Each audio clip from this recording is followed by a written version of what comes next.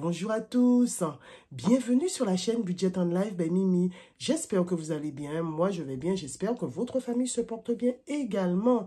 À mes nouveaux abonnés, bienvenue à vous sur cette chaîne. Alors aujourd'hui nous sommes le samedi 27 juin et je vais procéder à la clôture de mes enveloppes puisque ma paye est arrivée sur mon compte. Même si effectivement il reste 3 jours pour finir le mois, je clôture de paye à paye. Voilà, nous allons aussi faire un bilan après 4 mois d'utilisation de la méthode des enveloppes budgétaires, à savoir mon ressenti et le montant de mes épargnes. Voilà, et pour finir, nous allons faire, comme chaque week-end, notre challenge des 1000 € en douceur en 52 semaines.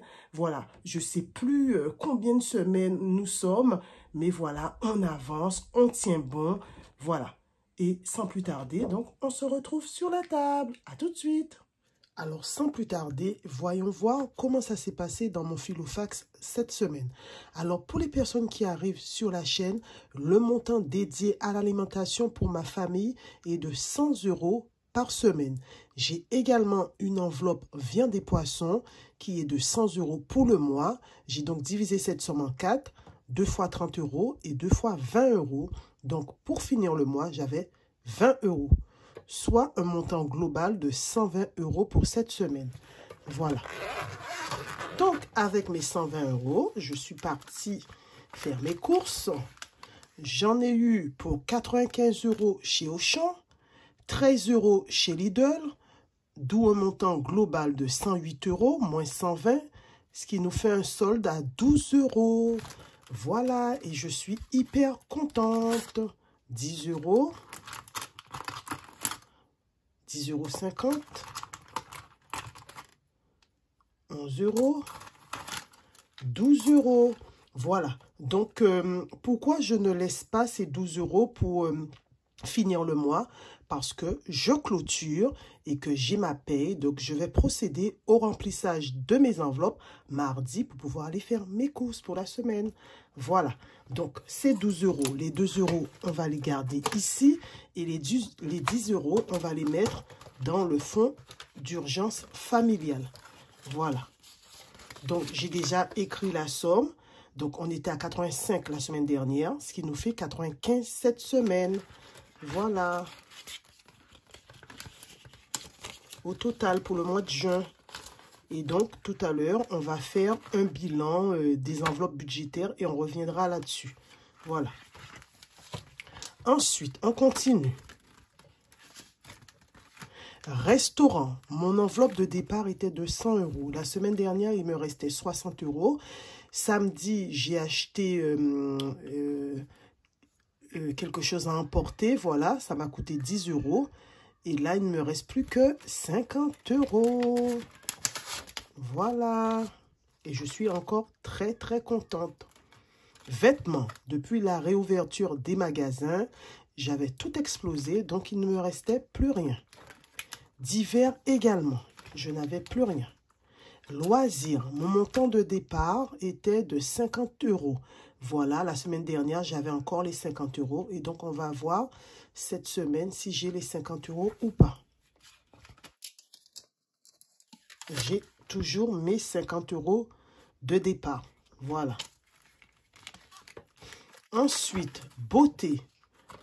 Mon budget de départ était de 100 €. La semaine dernière, il me restait 50 €. Et cette semaine, il me reste 40 €. Donc, voilà. Voilà ce qui me reste de mes enveloppes. 140 €. Et pour moi encore, c'est juste rare parce que je pensais qu'avec la réouverture des magasins, que j'aurais, comment dirais-je, j'aurais tout dépensé. Eh bien non, non, non, non, j'ai gardé le même mode de fonctionnement. Voilà. Donc, que vais-je faire de mes 140 €? Donc, mes 140 € vont aller, là c'est mon classeur d'épargne mensuel, voilà. Donc, je vais mettre mes 140 € dans Pass Navigo, voilà, pour ma fille, pour payer annuellement, voilà. Donc, on avait 340 €, non, on avait 200 €. J'ai rajouté mes 140 €. Voilà, donc on passe à 340 €. Voilà.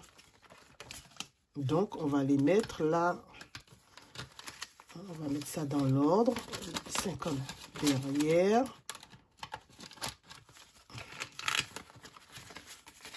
Encore 50.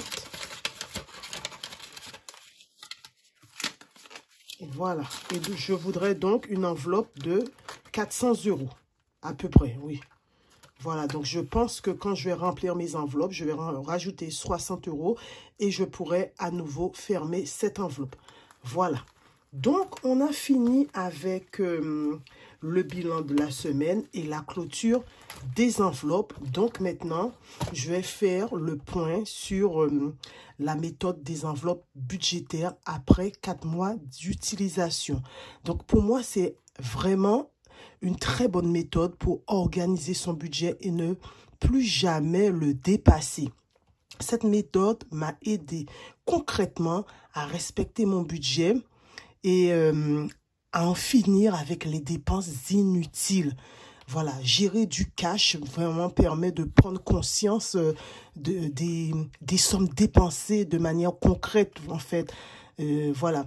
Bon, avant peut-être de repasser peut-être par la suite à un système de gestion, on va dire, plus moderne. Voilà. Donc, je trouve que c'est un outil pratique pour mettre une somme de côté. Vous l'avez vu concrètement avec mon enveloppe voiture, assurance voiture, où j'ai pu mettre 430 € de côté et mon enveloppe passe Navigo. Voilà. Donc aujourd'hui, je sais exactement où va mon argent et puis on peut dire adieu au découvert. Voilà. Donc maintenant, je vais vous montrer ce que j'ai créé. Voilà. Cette fiche. Voilà. Et donc, c'est une fiche bilan, on va dire. Donc là, j'ai mis les mois. Là, j'ai mis, bon, si on fait des virements automatiques, moi, je fais des virements automatiques. Ensuite, épargne mensuelle, ça veut dire l'enveloppe, par exemple, anniversaire, l'enveloppe Noël et tout ça. Ensuite, bonus par catégorie, donc, c'est ce qui reste dans nos enveloppes. Voilà, les enveloppes, comme moi, j'ai fait restaurant et beauté, tout ça. Bonus alimentation que vous venez de voir. Et en fait, le total, voilà, par mois. Donc, je trouve ça très, très pratique pour voir d'une façon générale ce qu'on épargne. Voilà. Même si, concrètement, on sait que c'est de l'argent qui va partir, c'est pas grave. Nous, en fait, on ne va plus taper dans nos épargnes. C'est ce qui compte, en fait. Même si je sais que mon enveloppe Noël va partir à Noël, mon enveloppe anniversaire va partir au moment des anniversaires. Mais franchement, on voit concrètement où va notre argent. Voilà. Et donc, j'ai pris une petite feuille et je vais faire avec vous le montant total de ce que j'ai pu mettre de côté en 4 mois. Donc ça, je vais mettre de côté et ça, je garde. Alors, anniversaire, on va écrire, voilà, anniv, voilà. Donc, au départ, j'avais 200 €, je vous montre, voilà. Là, il ne me reste plus que 100 € parce que dimanche, je suis invitée à la profession de foi de ma nièce et donc j'ai pris 100 € pour son cadeau. Donc, je vous montre, voilà. Là, j'ai 100 €. Voilà. Donc, je compte ce qui reste parce que pas les 100 € manquants. Donc, 100 €. Voilà. Ensuite, Noël. 200 €. Je vous les montre en même temps. 4 billets de 50. Voilà. Noël. On est à 200 €. Ensuite, challenge 5 €. Bien que je ne fais plus ce challenge, j'avais commencé. On va voir ce que j'ai. 5, 10, 15, 20, 25, 30, 35, 40. Voilà. 40 €. Alors, je mets challenge. Plus 40 €. Ensuite, passe Navigo. On a dit, je vais recompter avec vous, 340 €. Je m'y passe. Plus 340 €. Ensuite, on a dit Fac Lulu, 200 €. On va voir. Voilà, 5, 10, 15, 20. On est à 200 € pour Fac Lulu. Fac, 200 €. Et pour finir, assurance voiture, 430 €. Voilà, on va les compter aussi. 100, 200, 250, 300, 300, 320, 340, 360, 380, 400, 420. Ah bon? 420, il me semble que c'était... Ah oui, il reste 10 €. 430, voilà. Donc, Assu, 430. Voilà.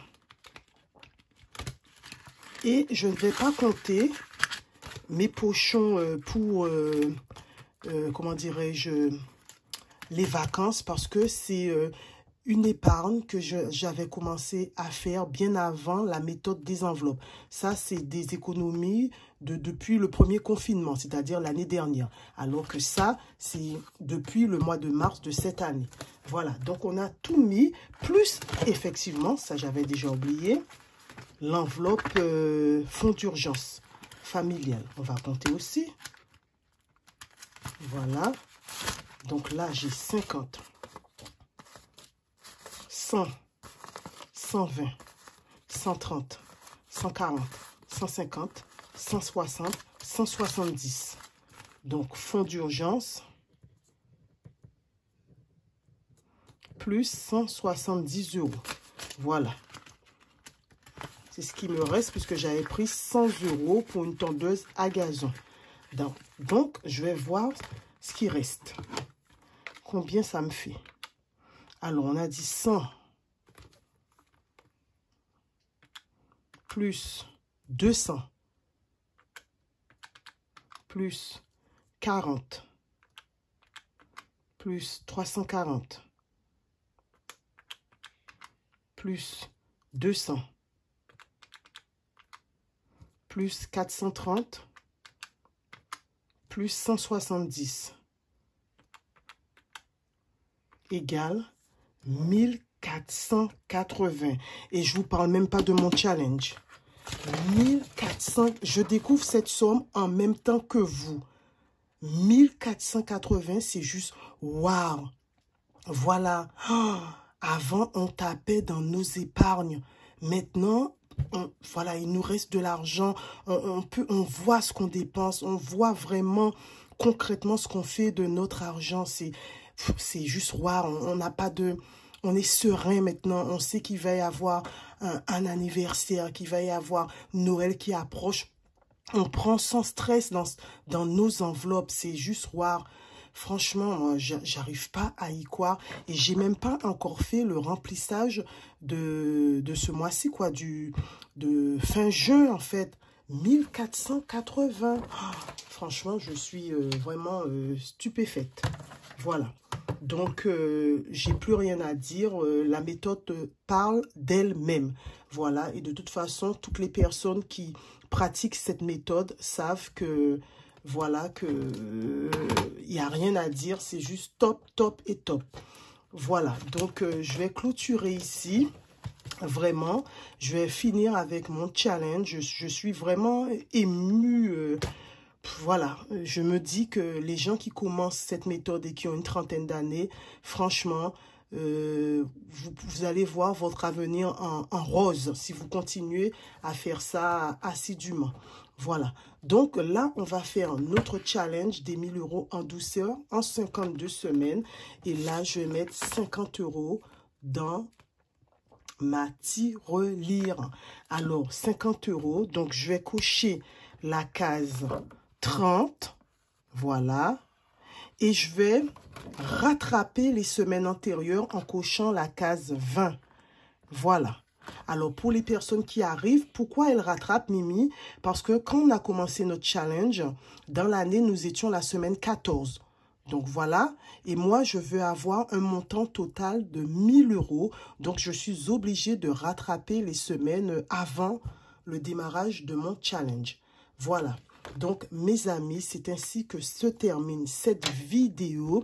J'espère qu'elle vous aura plu. J'espère que vous aussi, peu importe vos revenus, que vous arrivez à épargner. Voilà.